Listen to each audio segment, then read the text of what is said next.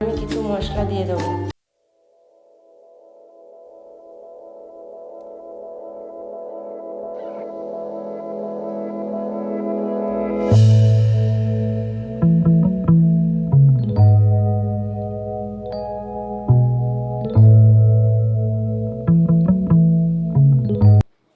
ও সামান্য একটুখানি হলুদ গুঁড়ো দিয়ে দিচ্ছি, যাতে আলুটার কালারটা খুব সুন্দর হয়।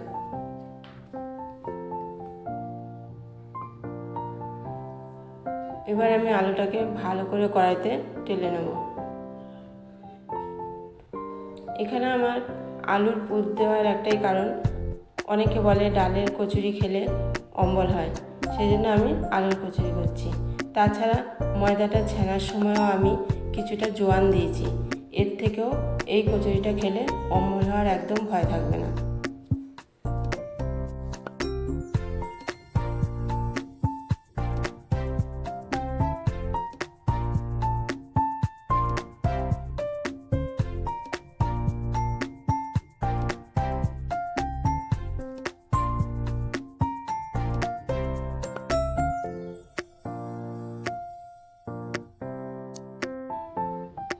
এবার আমি সামান্য একটুখানি গরম মশলা দিয়ে দিয়েছি, যাতে কচুরিটা সুন্দর সেন্ট হয়। তোমরা মনে করলে গরম মশলার বদলে হিংও দিতে পারো, এতেও কচুরির খুব সুন্দর সেন্ট হবে।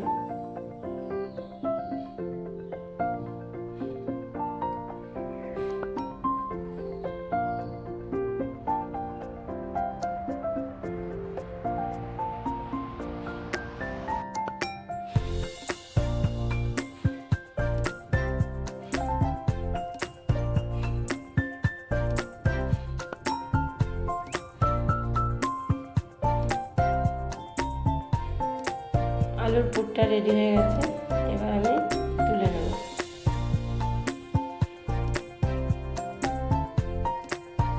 আমার পাশে গামলায় আমি যে ময়দাটা ছেনে রেখেছিলাম, সেই ময়দাটা পুরো রেডি হয়ে গেছে। এবার আমি একে একে গুলি করে নেব।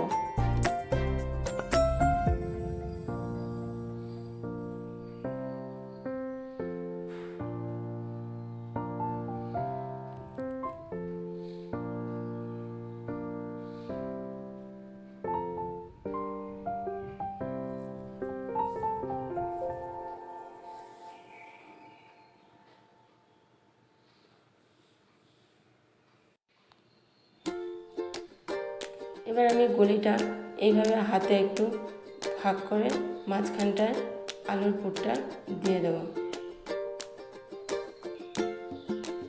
আলুর পুরটা দিয়ে আমি চারপাশ থেকে ময়দাটা গুটিয়ে এইভাবে গোল করে নেব। এবার এইভাবে যে গোল করেছি, এই গুটানো দিকটাই বেলুনির নিচে উপর দিকে দিয়ে বেলবো। আর কড়াইতে যখন আমি কচুরিটা ছাড়বো তখন সেদিকটা আমি নিচের দিকে দিয়েই ছাড়বো। গুলিগুলো আমার তৈরি হয়ে গেছে, এবার একে একে বেলে নেব।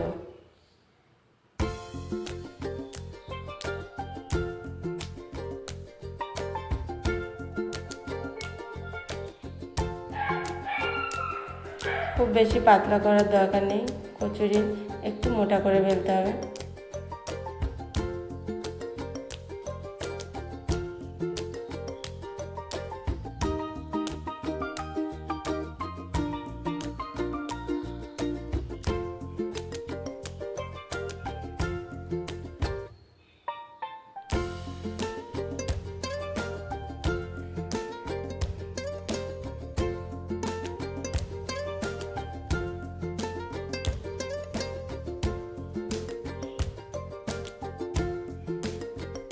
সব কটা কচুরি আমার বেলা হয়ে গেছে।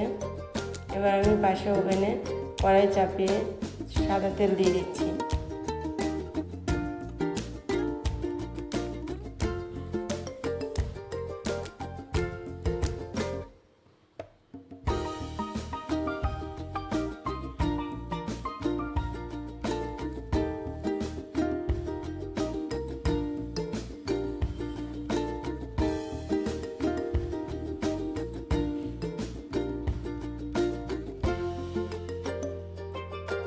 তেলটা আমি বেশি গরম করব না, অল্প গরমেতেই কচুরিটা ছাড়বো।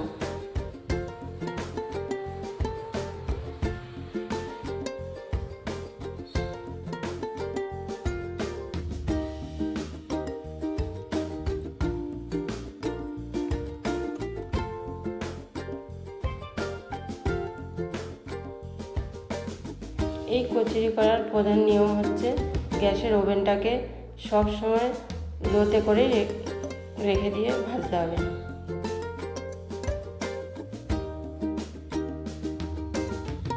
তেলটা গরম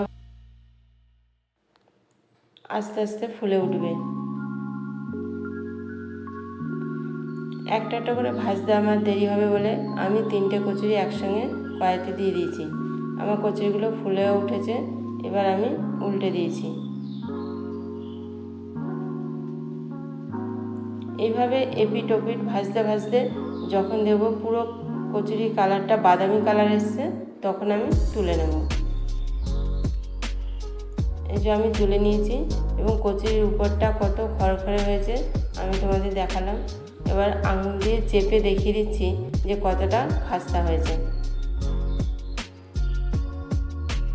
কচুরিটা ঠিক এইভাবে ভেঙে সস দিয়ে খেতে দারুণ টেস্টি লাগে। তোমরা সকলেই দেখে বাড়িতে বানিয়ে খেয়ে দেখবে কেমন